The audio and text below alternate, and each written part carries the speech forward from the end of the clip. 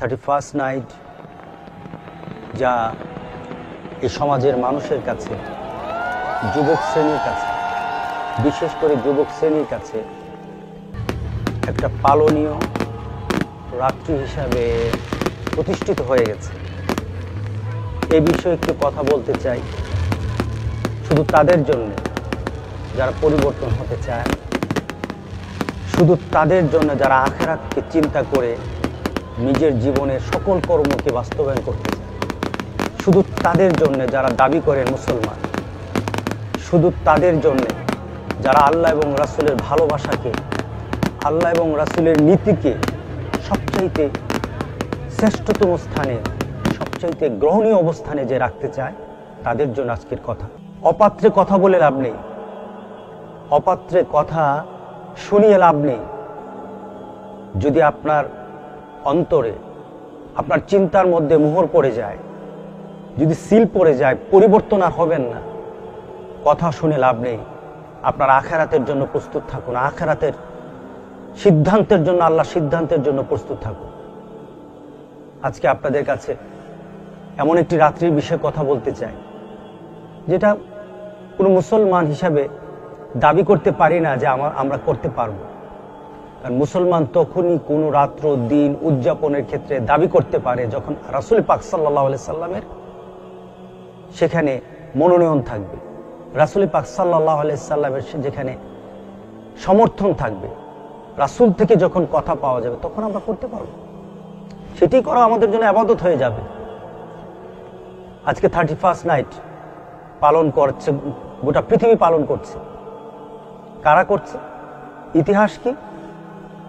এটা স্রষ্টা কারা? এটাকে কে কে এটাকে সৃষ্টি করেছে? কে এটাকে আমাদের কাছে, এই সমাজের কাছে দিয়েছে? কোন মুসলমান, কোন মুসলমানের সন্তান, কোন মুসলমান দাবি করে এমন কোন ব্যক্তি না। এটাকে সর্বপ্রথম খ্রিস্টপূর্ব 46, নাম হলো জুলিয়াস সিজার। সে সর্বপ্রথম 31st নাইট উদযাপন করে এবং আনুষ্ঠানিকতা সে আরম্ভ করে। কোন মুসলমান তো নয়। আর জানুয়ারির বা খ্রিস্টাব্দ যে ক্যালেন্ডার, এটা কোনো মুসলমানের নয়, এটা খ্রিস্টিয়ানদের। তাদের নীতি হতে পারে, তাদের আদর্শ হতে পারে, তারা উদযাপন করতে পারে, তারা আনন্দ করতে পারে। আমি মুসলমান হিসেবে কিসের আনন্দ? যখন আমি আনন্দ করব, তখন আমি আল্লাহ এবং রাসূলের নীতিতে আনন্দ করব। আমি ঈদে আনন্দ করি, আমি ঈদে আনন্দ করি, আমি আমার ভালো করে সংবাদে আনন্দ করি, আমি ইবাদতে আনন্দ করি, আমি মানুষকে কল্যাণের চিন্তা দিয়ে আনন্দ করি, আমি মানুষকে সেবা করে আনন্দ করি, আমি মানুষের জন্য কিছু করে আনন্দ করি, আমি দিনের জন্য কিছু করে আনন্দ করি। আমার আনন্দ তো সেখানে। কারণটা হলো, সেই বুদ্ধিমান যে তার কর্মকে আখিরাতের সাথে যুক্ত করে কর্ম করতে পারে, আখিরাতকে নিয়ে কাজ করতে পারে, যার জন্য রাসূল পাক সাল্লাল্লাহু আলাইহি সাল্লাম বলেছেন, আল কাইসু মান দানা নাফসা ওয়া আমিলা লিমা বাদাল মাউত। একটা ব্যক্তি তার কর্মটা কিভাবে সাজাবে, কিভাবে করবে, সে কিভাবে বুদ্ধিমান হবে, সে নিজে কিভাবে নিজেকে ইন্টেলেক্ট হিসাবে মানুষের কাছে পরিচিত, আখিরাতে পরিচিত দিবে আল্লাহর দরবারে। ওই ব্যক্তি যে নিজের কর্মকে ওইভাবে করে যে সে আখিরাতে আল্লাহর সামনে জবাবদিহি করতে হবে, এই চিন্তা করে সে তার কর্মকে করে, অর্থাৎ মৃত্যু পরবর্তী জগতের জন্য তার একটা প্রস্তুতি থাকে, সে হলো বুদ্ধিমান। আজকে 31st নাইটে যা হচ্ছে, আজকে ইহুদি খ্রিস্টানরা করতে পারে। ইহুদি খ্রিস্টানদের তাদের কোনো চরিত্র নাই, তাদের কোনো সামাজিকতা নাই, তাদের কোনো মধ্যে ভদ্রতা নাই, তাদের মধ্যে কোনো ধরনের ইমানি কোনো ধরনের চেতনা নেই। আমাদের ইমানি চেতনা আছে, আমরা মুসলমান। যদি আপনি মুসলমান দাবি করেন, ইমানের চেতনায় চলতে হবে। আর যদি ভালো না লাগে, ইসলাম আপনাকে ধরে রাখবে না। ইসলাম আপনাকে বলে না, জোর করে বলে না, তুমি আমার ইসলামের ভিতর থাকো। আপনি বের হয়ে যান। আপনি মুনাফিকের কাতারে কেন থাকবেন? আপনি কেন থাকতে চান? ইসলাম আপনাকে একটা সুন্দর, একটা শান্তিময় পরিবেশ দান করে। 31st নাইটে কি শান্তি আছে? বাংলাদেশে যা 31st নাইট গুলি যা হয়েছে, সম্ভ্রম, ইজ্জত লুট করা হয়েছে, আপনি গিয়ে দেখুন 31st নাইটের জন্য বাংলাদেশের কোন বড় হোটেলের সিট পাওয়া যাবে না, খালি পাওয়া যাবে না। বেহাপনা, যত ধরনের অপকর্ম আছে যেটাকে মানবীয় গুণের মধ্যে পড়ে না, এই ধরনের কাজগুলি করে, মদ পান করে, জুয়া খেলে, নারী নিয়ে মত্ত থাকে। এটাই কি আপনার ইসলাম? আপনি যদি বাবা হন, আপনার সন্তান সেদিন যদি যায়, আর আপনার সন্তানকে যদি আপনি ফিরাতে না পারেন, তাহলে হাসরের দিন আল্লাহর দরবারে জবাবদিহিতার জন্য প্রস্তুত থাকুন। আপনার সন্তান যদি 31st নাইটে ইহুদি খ্রিস্টানদের নীতিতে সে রাত্রিকে উদযাপন করে, 12টা বেজে গেল, 12টা 1 ধুমধারাক্কা, 12টা 1 পটকা, চতুর্দিকে আওয়াজ আর আওয়াজ। কিসের আওয়াজ? এই আওয়াজগুলি দুজুকের আওয়াজ। এই আওয়াজগুলি আপনাকে শুনিয়ে দেয় দুজুকের আওয়াজগুলি কত বিকট হবে, আপনাকে জানিয়ে দেয়। আপনি আপনার সন্তানকে কেন পারেন না? দুনিয়াতে আপনার সন্তান আগুনে পড়ে যাক, আপনার যেমন কষ্ট লাগবে, তার থেকে লক্ষ কোটি গুণ জ্বলন্ত আগুন আপনার সন্তানের জন্য প্রস্তুত করা হচ্ছে 31st নাইটে যারা পালন করবে। আপনি কিসের বাবা, কিসের মা যদি আপনার সন্তানকে না বোঝাতে পারেন? আপনার সন্তানের সাথে যদি আল্লাহ রাসূলের সম্পর্ক আপনি না করতে পারেন, তাহলে বোঝা গেল আপনিও সেই 31st নাইটের প্রবক্তা, আপনি সেই 31st নাইটের একত্বতা ঘোষণা করে আপনিও পালন করেন। তাহলে আপনিও দুযোগে থাকবেন, আপনার সন্তানও দুযোগে থাকবে, এটাই সুন্দর।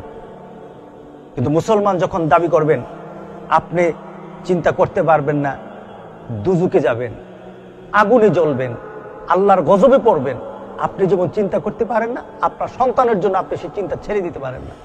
কারণ আল্লাহ সুবহানাহু ওয়া তাআলা বলেছেন, কু আনফুসাকুম ওয়া আহলিকুম নারা, তুমি বাঁচো, তোমার সন্তানকেও বাঁচাও। তুমি বাঁচলে হবে না, তোমার সন্তানকে দুজকের আগুন থেকে বাঁচাও। তাহলে আপনি বাঁচবেন না, বাঁচাবেন না। এগুলি আমাদের অপসংস্কৃতি, আমাদের দিনকে মানুষের কাছে একটা এমন মিশ্রণ সৃষ্টি করছে যে আপনার সন্তান যখন 31st নাইট পালন করবে, আপনার সন্তান তাদের সাথে থাকবে যারা এই 31st নাইটের প্রবক্তা, যারা এই 31st নাইট প্রতিষ্ঠা করেছে, তাদের সাথে কাল হাসরের দিন তারা উঠবে।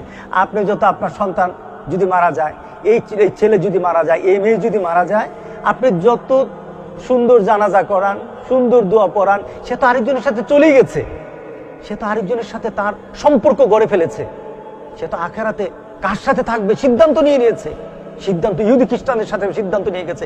আপনার জানাজা আর তার জন্য দোয়া কোনো কাজে আসবে না। মান তাশাব্বাহা বিকাউমিন ফাহুয়া মিনহুম, যে জাতির নীতিতে সে নিজেকে ধারণ করে নেয়, রাসূল সাল্লাল্লাহু আলাইহি সাল্লাম বলছেন ওই জাতির সাথে কার হাসর হবে। আপনি মুহাম্মদকে ধরতে পারলেন না, মুহাম্মদ সাল্লাল্লাহু আলাইহি সাল্লামের নীতিকে ধরতে পারলেন না, আপনি চিন্তা করেন আখিরাতে মুহাম্মদ সাল্লাল্লাহু আলাইহি সাল্লামের সাথী আপনি হবেন? কঠিনকালে নয়। আজকে এখনো সময় আছে, ছেলের লাগাম ধরুন, নিজে লাগাম ধরুন। আপনি কি মনে করেন? আপনি দেখেন নাই আপনার পাড়া প্রতিবেশীর লাশগুলি দেখেন নাই? আপনি আনন্দ করবেন, গত 1 বছরে কত মানুষ ঝরে গেছে, আপনার সামনেই তো অনেকে সাদা কাপড় পরে দুনিয়া থেকে বিদায় হয়ে গেছে। তার বাড়িঘরগুলি নাই, তার সম্পদ নাই, তার ব্যবসা নাই, তার রাজনীতি নাই, তার সমাজনীতি নাই, সবই তো ছিল। কোথায় আছে তার? আজকে কোথায়? একটা টুকরা কাপড় পরে দুনিয়া থেকে চলে গেছে। আপনি কি করবেন? আপনার জন্য কি অনেক কিছু দেওয়া হবে? গত জীবনে যা চলে গেছে সেটা হলো আমার জন্য অনুশোচনা। গত জীবনে যা চলে গেছে অনুশোচনা। আরে আমার থেকে 1টা বছর চলে গেল, 1টা বছর কি? একটা বছর তো আমার জীবনের অংশ। 1টা বছর কি? 1টা বছর তো আমার জীবনের একটা সময়, এটা আমার সময়।